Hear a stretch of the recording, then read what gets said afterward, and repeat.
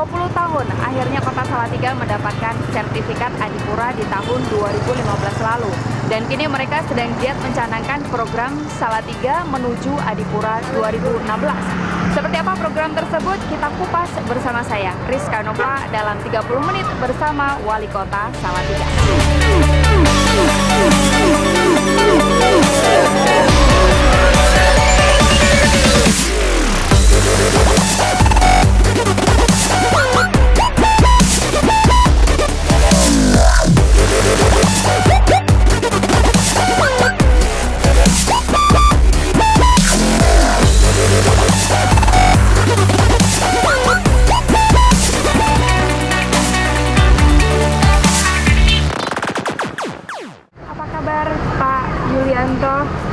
Baik Mbak, alhamdulillah. Kabar baik. Ya, lama nggak jumpa. Lama nggak jumpa Pak. Dan bagaimana kabar Kota Salatiga Pak? Alhamdulillah tetap aman, terjaga, kondusif. Baik, mungkin bisa kita sama jalan Pak. Ini saya langsung bertanya saja tentang Adipura Pak. Sudah 20 tahun Salatiga kan tidak mendapatkan Adipura, dan baru kemarin tahun 2015 Salatiga mendapatkan sertifikat Adipura. Bagaimana tanggapan Bapak sebagai wali kota? Ya, baik Mbak. Jadi kaitannya dengan kebersihan kota, lingkungan yang ada di Kota Salatiga, penghijauan di Salatiga, ini menjadi tugas tanggung jawab semua pihak. Jadi tidak hanya pemerintah kota, tetapi juga masyarakat, stakeholder, dunia usaha. Itu yang menjadi keinginan kami. Perkara nanti ada penilaian khusus dari mungkin tingkat atas atau kementerian, nantinya dapat sertifikat Adipura atau Adipura, itu tujuan yang terakhir. Tapi tujuan utama bagaimana untuk menggerakkan masyarakat, khususnya masyarakat Kota Salatiga ini, dengan seluruh komponen masyarakat, baik TNI, Polri, juga terlibat di sana, untuk senantiasa menjaga lingkungannya masing-masing, untuk senantiasa menjaga lingkungan Kota Salatiga sehingga asri, hijau, bersih. Baik, untuk aspek sendiri, aspek Adipura, penilaian Adipura itu apa saja sih Pak sebetulnya? Sekarang ini penilaian Adipura sangat ketat sekali. Nah, jadi tidak hanya kebersihan saja, tetapi bagaimana sampah ini dikelola secara baik, bagaimana sampah ini benar-benar sudah mulai dipilah-pilah, sejak dari pembuangannya, dari masyarakat atau dari rumah tangganya sudah mulai dipilah-pilah, sehingga pada saat di tempat pembuangan akhir benar-benar bisa dikelola secara baik. Ya.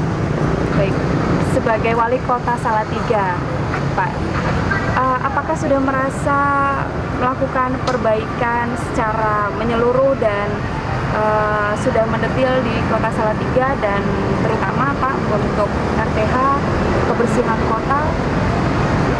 Baik, jadi kaitannya dengan kebersihan kota maupun penghijauan yang ada di Kota Salatiga khususnya, memang ada standar yang harus dilalui. Bagaimana ketentuan undang-undang bahwa ruang terbuka hijau ini minimal 30%. Tapi Salatiga dan hal ini berupaya terus, Kota Salatiga berupaya terus melalui membangun taman kota yang ada di Kota Salatiga. Kita memiliki 4 kecamatan yang ada di Kota Salatiga, sekarang baru dua runtutan kota yang baru terbangun. Itu tujuannya apa? Tujuannya untuk menambah ruang terbuka hijau. Kemudian berkaitan dengan perizinan yang ada di Kota Salatiga, baik izin rumah, izin hunian, izin perumahan, izin pertokoan, ini harus disyaratkan, harus mempertahankan ruang terbuka hijau 30%. Itu yang menjadi persyaratan di dalam untuk mengajak masyarakat, untuk menjaga atau menciptakan ruang terbuka hijau yang 30% tadi. Tapi Salatiga belum masuk di 30% ini ya Pak. Apakah karena Salatiga ini bukan merupakan kota industri, dan Salatiga ini kan kota kecil yang dikepung oleh kota besar ya Pak, Semarang gitu ya, ada kota lain juga gitu. Apa itu mempermudah atau mempersulit penataan kota dan RTH-nya Pak? Ya, baik. Jadi pemerintah kota dan hal ini concern terhadap tata ruang wilayah yang ada di Kota Salatiga. Upayanya apa? Upayanya agar terjaga, nanti terjaga ruang terbuka hijau yang kita menyatakan 30%. Tetapi kita baru menginjak ke 15%, karena luas wilayah kita ini kurang lebih 5.000 600,87 km persegi yang sudah tertanami dengan lahan yang hijaunya baru sekitar 18 km persegi. Jadi kurang lebih masih 15%. Nah, ini terus kita berupaya Mbak untuk menaikkan ruang terbuka hijau dengan mengajak masyarakat untuk senantiasa menanam halamannya, lingkungannya. Kita mulai dari rumah tangga dulu. Kita mulai dari rumah ke rumah, kemudian ke RT, ke RW, lurah, camat, senantiasa kita himbau, kita bantu tanaman, kita bantu sarana-sarana yang lain sehingga masyarakat juga bisa tergugah dan berpartisipasi untuk ikut meningkatkan apa yang tadi saya sampaikan, adanya ruang terbuka hijau di Kota Salatiga. Baik, lalu karena Kota Salatiga ini kan ya tadi seperti Bapak sebutkan kota kecil dan akan mengajak seluruh aspek masyarakat untuk menjaga Kota Salatiga. Lalu aspek apa lagi Pak yang akan dikejar oleh Kota Salatiga untuk meraih penghargaan Adipura tahun 2016? Jadi kembali lagi saya sampaikan bahwa Salatiga ini kan adalah satu kota kecil, wilayahnya juga sempit, sehingga kita harus memiliki ciri khas. Satu, hawanya sejuk. Kemudian kita harus, tadi saya sampaikan, harus menciptakan lingkungan yang bersih dan hijau. Dan ini kita menjaga iklim yang ada di Kota Salatiga ini terjaga, kemudian resapan air juga terjaga, sehingga meskipun kota kecil hawanya sejuk, airnya bersih, lingkungannya bersih, semua tertanami oleh tanaman-tanaman yang hijau. Inilah yang menjadi menjadi keunggulan yang harus kita bangun. Ya. Baik, mungkin kita bisa sambil jalan lagi Pak. Boleh? Iya. Bagaimana dia harus membuang sampah pada tempatnya, dia harus mengenal mana yang sampah organik, mana sampah yang anorganik, bagaimana dia harus merawat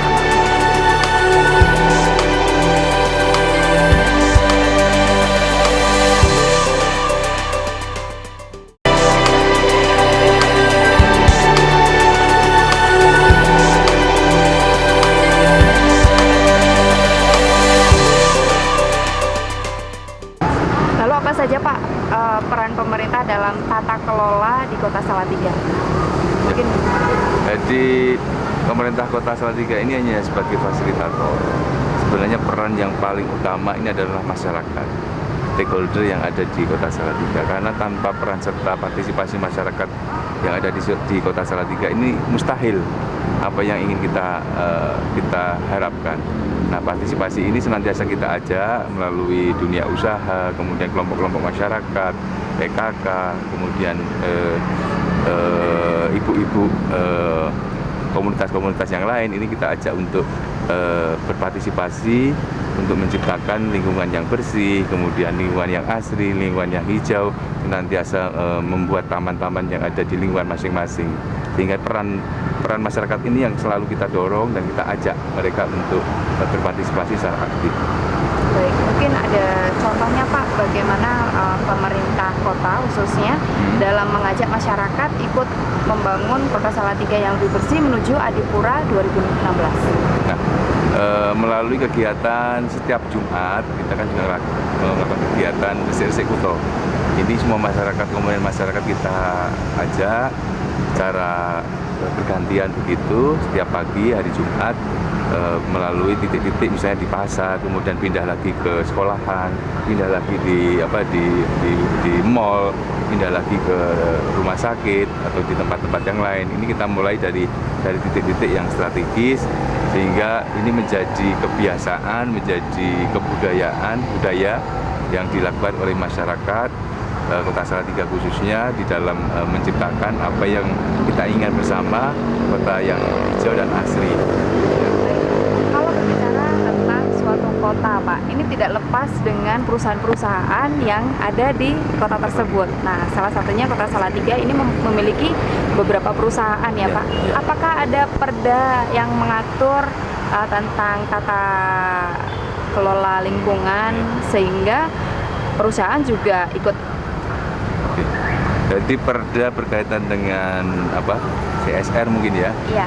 Ini belum ada ya, belum ada. Tetapi karena kita ada kedekatan dengan dunia usaha, kita hadirkan mereka, kita ajak bagaimana menata kota Salatiga khususnya untuk memberikan kontribusi CSR-nya di dalam menjaga lingkungan yang bersih, kemudian tamanisasi, kemudian penghijauan. Dan alhamdulillah di dalam kurun waktu ini 1-2 bulan terakhir ini para dunia usaha sudah baik perbankan, perhotelan, kemudian perusahaan-perusahaan yang lain sudah membuat taman-taman di titik-titik kota. Itu tadi untuk solusi-solusinya Pak. Sekarang pasti ada kendalanya ya Pak. Kendalanya dalam mewujudkan kota Salatiga yang bersih, yang mempunyai ruang terbuka hijaunya lebih dari 30%. Nah ini kendala-kendalanya apa saja Pak? Sebenarnya kendalanya ini hanya karena belum terbiasa saja. Sebenarnya kalau sudah diajak, masyarakat ini diajak, mereka sangat antusias untuk melakukan apa yang menjadi gerakan-gerakan ini. Hingga kembali lagi kepada kita sebagai fasilitator, pemerintah sebagai fasilitator untuk mengajak, menghimbau masyarakat lapisan seluruh masyarakat ini untuk membuat suatu gerakan-gerakan seperti semisal gerakan penghijauan. Resepsi Kuto.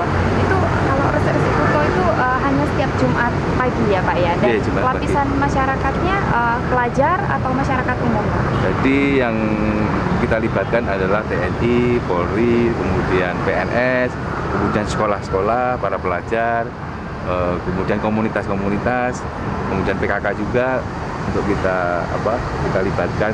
Dan harapannya apa? Kemudian setelah ada kegiatan di tingkat kota sampai ke daerah, sampai ke wilayah RT juga melakukan hal semacam itu. Pak RT-nya juga komitmen semacam itu. Kemudian kader-kader PKK di tingkat bawah juga melakukan semacam itu, karena peran wanita atau peran perempuan ini sangat penting sekali untuk mengajak khususnya lingkungannya untuk menciptakan kebersihan atau kehijauan di lingkungannya masing-masing. Baik, jadi ini sosialisasinya sudah menyeluruh dan sudah ke beberapa lapisan masyarakat ya Pak, termasuk sekolah-sekolah tadi. Sekolah juga, sekolah. Harus baik. Kita ajarkan memang, kalau nggak kita ajarkan dari dini, anak-anak kita tentunya kan sangat kurang paham. Bagaimana dia harus membuang sampah pada tempatnya, dia harus mengenal mana yang sampah organik, mana sampah yang anorganik, bagaimana dia harus merawat tanaman, bagaimana dia harus menanam tanaman, ini kan harus kita ajari dari kecil. Baik. Silakan kita sambil jalan Pak.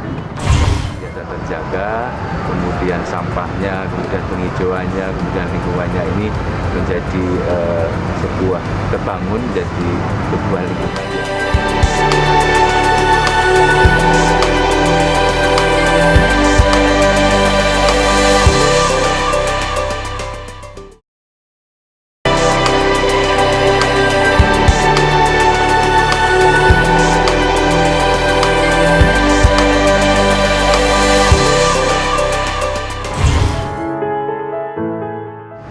Baik Pak,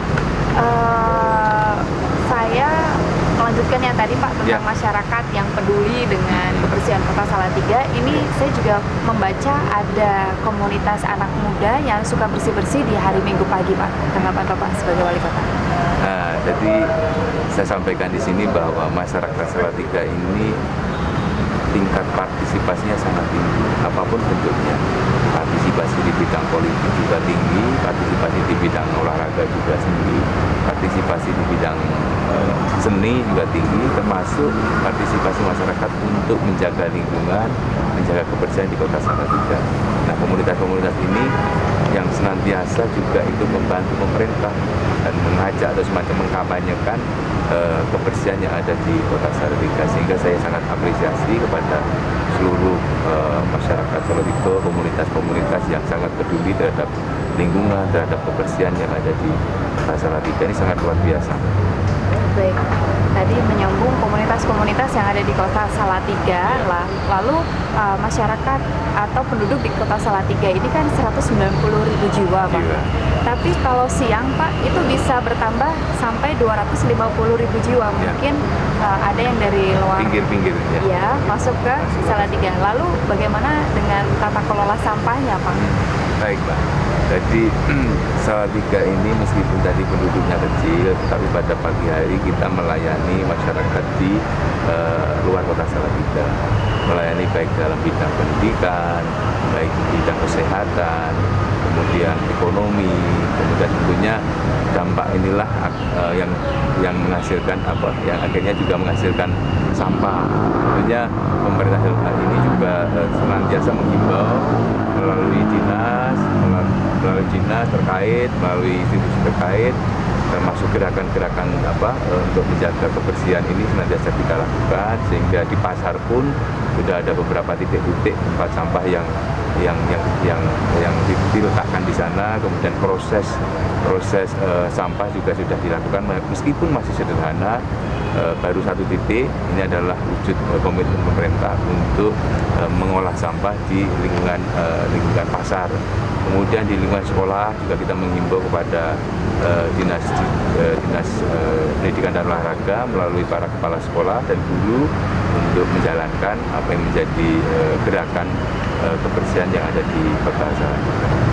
Untuk segmen masyarakat secara menyeluruh ini, masyarakat Salatiga tentunya sudah mengetahui kalau Kota Salatiga mendapatkan sertifikat Adipura tahun 2015. Lalu untuk kesadaran masyarakat tentang kebersihannya sendiri ini kan tadi sepertinya meningkat gitu ya Pak, ada beberapa aktivitas yang dilakukan masyarakat secara sadar dan peduli.